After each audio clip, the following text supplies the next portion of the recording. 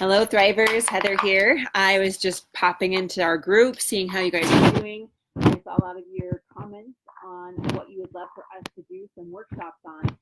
Mark and I were really feeling like we need to give some better education out there and some better understanding of what it takes to have a happy and thriving marriage.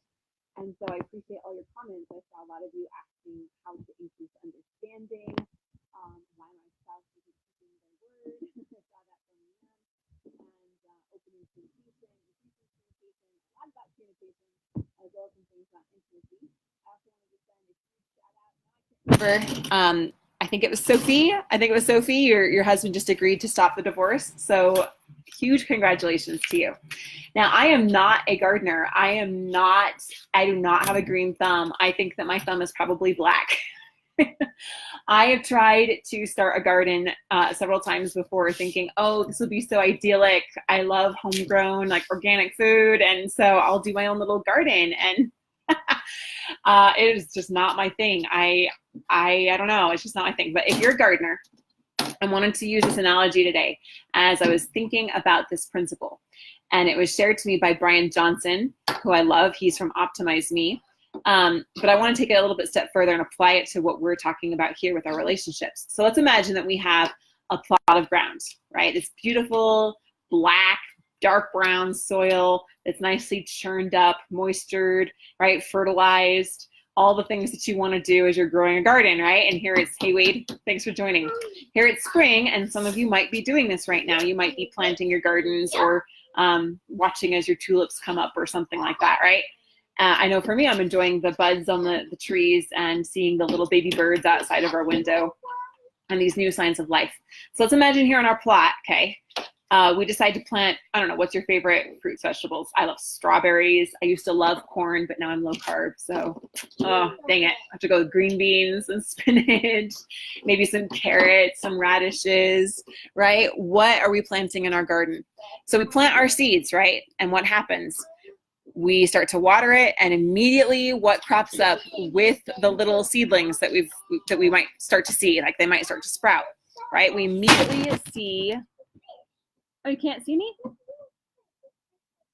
Wade says you can't see me. If you can see me, okay, let me know. Hey, Michael. I hope that my connection's good. But what crops up with our plants? There are some weeds that immediately start to crop up. There may be some dandelions, maybe those thistles, some vines, right? And what happens over time is that we could start to fixate on the weeds and that we start to water our weeds unintentionally if we don't take them out of our garden. So in this metaphor, okay, Michael says he can see me. Awesome. Hey, John. So I don't know, Wade, maybe it's on your end, but hopefully everyone can see and hear me okay. So what are we watering in our garden, in our marriage? We have some good fruits. We have some strong, lasting, well-established fruits, especially if we've been married for a good amount of time, right? And we also have some weeds.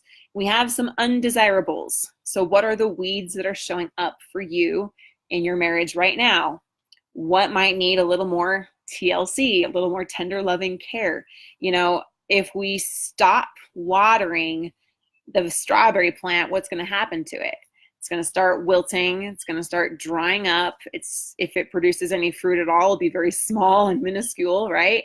And it will show the signs of suffering due to our neglect of it, right?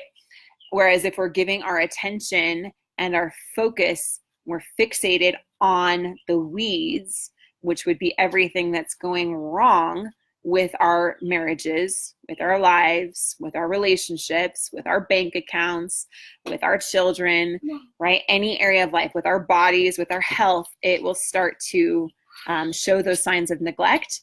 And as we fixate on the weeds, those things become stronger. There is a law, it's the law of focus, and it says that what we focus on grows. So it might not have been our intention to be feeding and watering and nourishing these weeds, but I want you to do a check-in. Are you giving more attention, more focus, more energy, more fuel, more nourishment to the wrong things going on by focusing on them? And what would those look like for you? And what if we could take that same energy, instead of choosing to focus on everything that wasn't going right, that we chose instead to focus on the things that are going right and the good things, and we start to nourish and nurture those better. So water what matters. What matters to you in your marriage right now? What are the good fruits that you want to see? And take the energy and the focus away from those weeds that are obnoxious and hurting and painful and ugly, and shift from 90% of your focus on those things to, and you can't control most of those things anyway, to 90% of the things that you can control. And that is where we find peace and empowerment. All right?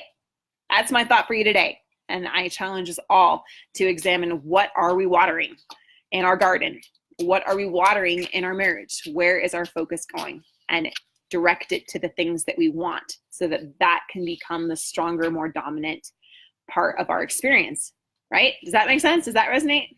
Hi, hey Mustang, hey Kelly. So, yeah, just checking in again. And we are doing 3 workshops next week.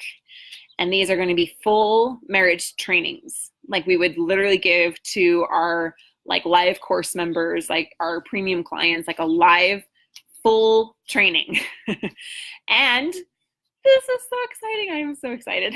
We're going to be doing a $10,000 coaching giveaway next week in combination with these workshops. So we will be doing a full workshop with you. We're actually going to give you a free guide, kind of like a workbook that you're going to go along with the workshop, of things that you can do, actionable things.